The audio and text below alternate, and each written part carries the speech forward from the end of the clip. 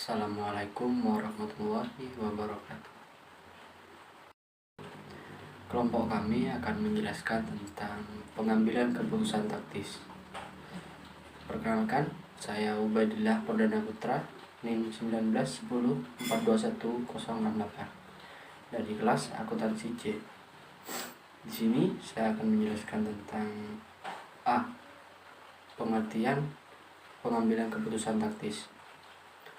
Pengambilan keputusan taktis terdiri atas pemeliharaan di antara berbagai alternatif dengan hasil yang langsung atau terbatas yang dapat dilihat, menerima pesanan khusus dengan harga yang lebih rendah dari harga jual normal untuk memanfaatkan kapasitas menganggur dan meningkatkan laba. Tujuan keseluruhan dari pengambilan keputusan strategis adalah memiliki strategi alternatif sehingga keunggulan kompetitif jangka panjang dapat tercapai. Pengambilan keputusan taktis harus mendukung tujuan keseluruhan itu, meskipun tujuan langsungnya berjangka pendek atau menerima satu pesanan khusus untuk meningkatkan laba, atau berskala kecil memproduksi sendiri daripada membeli komponen. Jadi, mengambil keputusan taktis yang tepat berarti bahwa keputusan yang dibuat mencapai tidak hanya tujuan terbatas tetapi juga berguna untuk jangka panjang. 6 langkah pengambilan keputusan taktis adalah sebagai berikut. 1. Kenali dan definisikan masalah. 2. Identifikasi setiap alternatif sebagai solusi yang layak atas masalah tersebut. 3. Identifikasi biaya dan manfaat yang berkaitan dengan setiap alternatif yang layak. 4.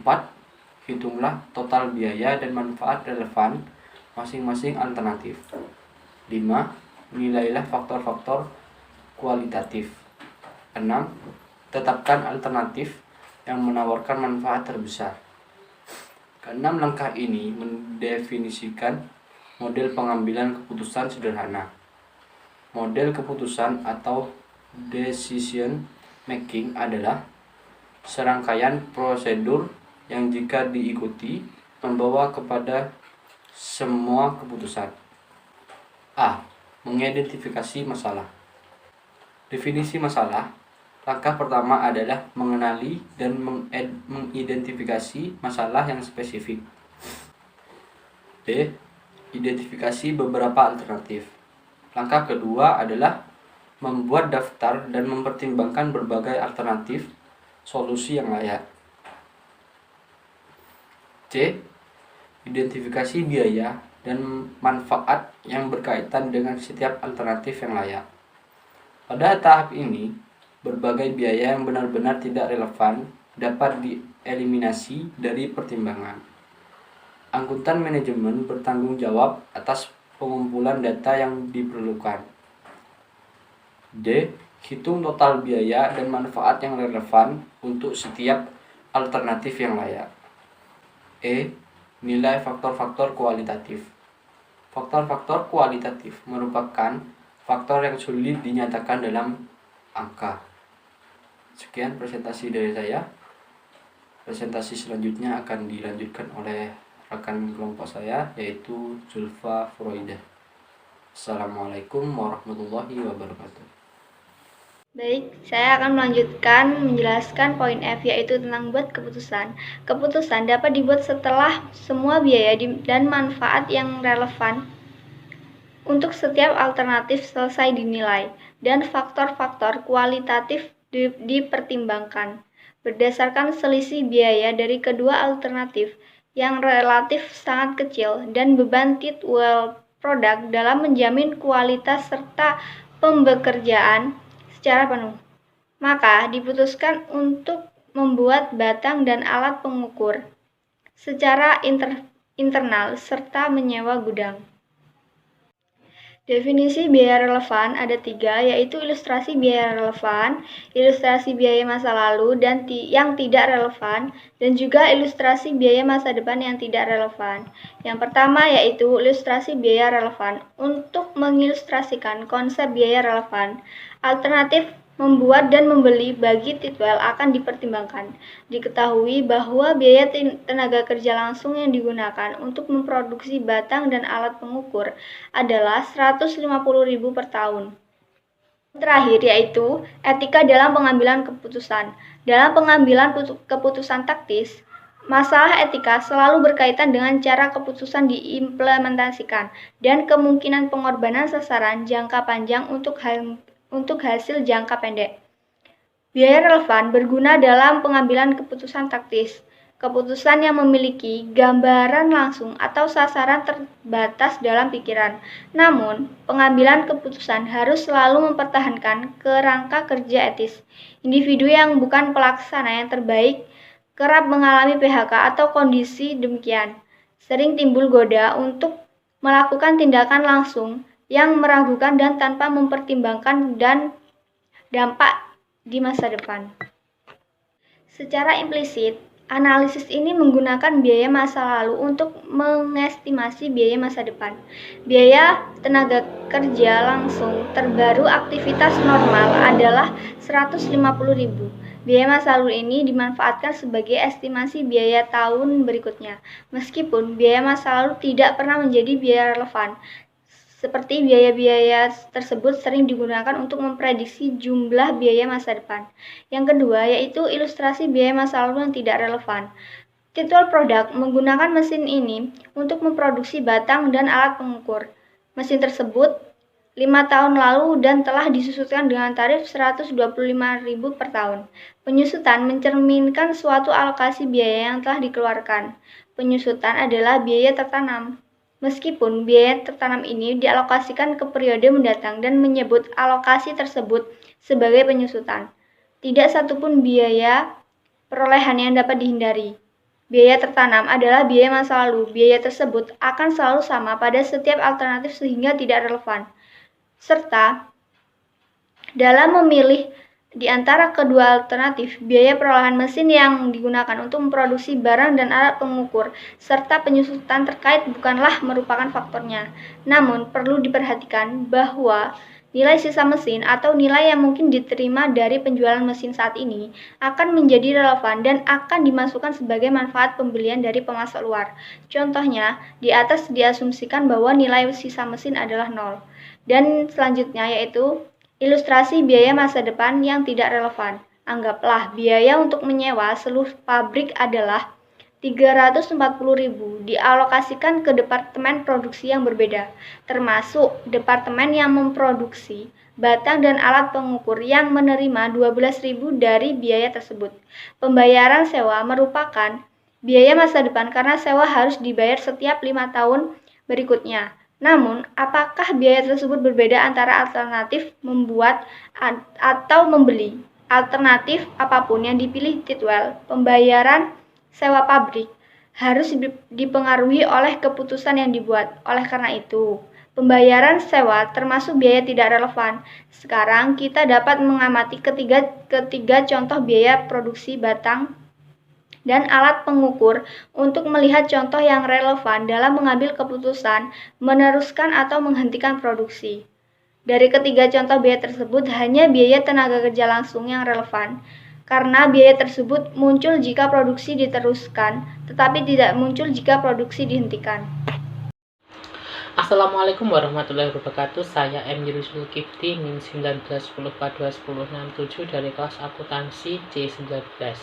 Di sini saya akan menjelaskan tentang 2.2 revaluasi perilaku biaya dan model penggunaan sumber daya aktivitas. Sebagai besar keputusan taktis membutuhkan analisis yang lebih rumit, khususnya keputusan yang membutuhkan pertimbangan lebih ekstensif mengenai perilaku biaya. Perhitungan biaya relevan pada awalnya menekankan pentingnya biaya relevan versus biaya lebih ekstensif mengenai perilaku biaya.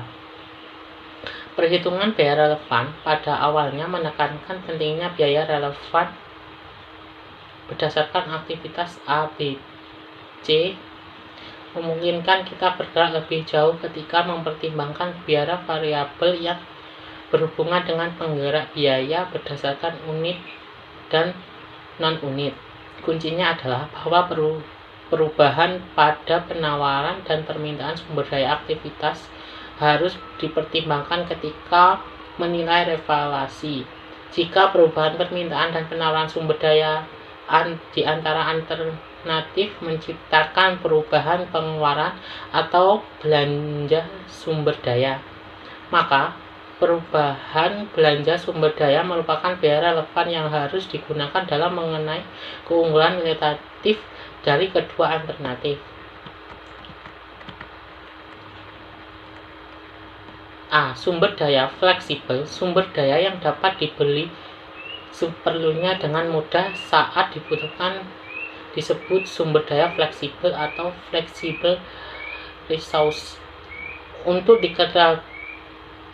kategori sumber daya ini, jika permintaan akan suatu aktivitas berubah di antara alternatif yang belanja sumber daya akan berubah dan biaya aktivitas tersebut adalah relevan untuk keputusan yang dimaksud. Jika jenis pengeluaran atau belanja sumber daya ini biasanya disebut biaya variabel. Kuncinya adalah bahwa sumber daya yang dibutuhkan oleh perusahaan sama dengan jumlah sumber daya yang ditawarkan. B. Sumber daya terikat. Sumber daya terikat atau committed resource dibeli sebelum digunakan. Oleh karena itu, mungkin adanya kepastian yang tidak digunakan yang untuk memengaruhi perusahaan. Keputusan taktis berikut akan dipertimbangkan dua tipe sumber daya terikat yang belum digunakan pada jangka pendek yang menyediakan kapasitas berupa periode. 1. Sumber daya terikat untuk jangka pendek. Sumber daya yang diperoleh sebelum penggunaan melalui kontrak implisit biasanya diperoleh dalam jumlah kasar.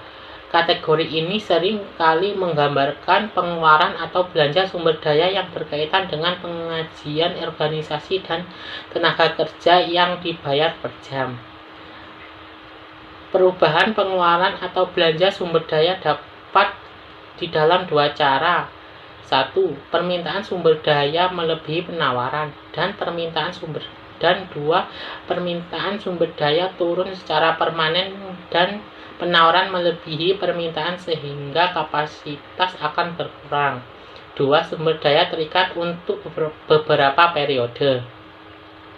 Pengeluaran sumber daya periodik seperti menyewa pada dasarnya tidak tergantung pada penggunaan sumber daya. Untuk kategori sumber daya untuk beberapa periode, perubahan permintaan aktivitas di antara alternatif agaknya jarang memengaruhi pengeluaran atau sumber belanja sumber daya dan karena itu tidak relevan bagi penggunaan keputusan taktis. Sekian dari saya. Wassalamualaikum warahmatullahi wabarakatuh. Assalamualaikum warahmatullahi wabarakatuh. Nama saya Nurdaiya Sana, NIM 19104210069. Di sini saya akan menjelaskan tentang aplikasi biaya relevan. Perhitungan biaya relevan merupakan nilai dalam memecah berbagai jenis masalah secara tradisional. Yang pertama, keputusan membuat atau membeli. Manajer sering dihadapkan dengan keputusan apakah harus membuat atau membeli komponen yang digunakan dalam memproduksi. Sesungguhnya, manajemen harus mengevaluasi keputusan masa lalu yang berkaitan dengan produksi secara berkala. Kondisi-kondisi yang menjadi dasar pembuatan keputusan sebelumnya mungkin tidak berubah. Akibatnya, pendekatan yang berbeda mungkin diperlukan. Tentu saja, evaluasi periodik bukanlah satu-satunya sumber dari keputusan membuat atau membeli. Terkadang keputusan dimotivasi oleh masalah yang tidak berhubungan secara langsung. Yang kedua, keputusan meneruskan atau menghentikan. Seorang manajer harus memutuskan apakah suatu segmen seperti lini produk harus dipertahankan atau dihapus. Laporan segmen yang disusun atas dasar perhitungan biaya variabel menyediakan informasi yang berharga bagi keputusan meneruskan atau menghentikan. Margin kontribusi segmen dan margin segmennya sendiri bermanfaat dalam mengevaluasi kinerja segmen. Namun, sementara laporan segmen menyediakan informasi berharga untuk keputusan meneruskan atau menghentikan. Perhitungan biaya relevan menggambarkan bagaimana informasi tersebut harus digunakan agar sampai pada suatu keputusan. Yang ketiga, keputusan pesanan khusus. Keputusan pesanan khusus berfokus pada pertanyaan apakah pesanan harga khusus harus diterima atau ditolak. Pesanan-pesanan seperti ini biasanya menarik, khususnya ketika perusahaan sedang beroperasi di bawah kapasitas produktif maksimumnya. Yang keempat, keputusan menjual atau memproses lebih lanjut. Produk gabungan memiliki proses yang umum dan biaya produksi sampai pada titik pemisahan.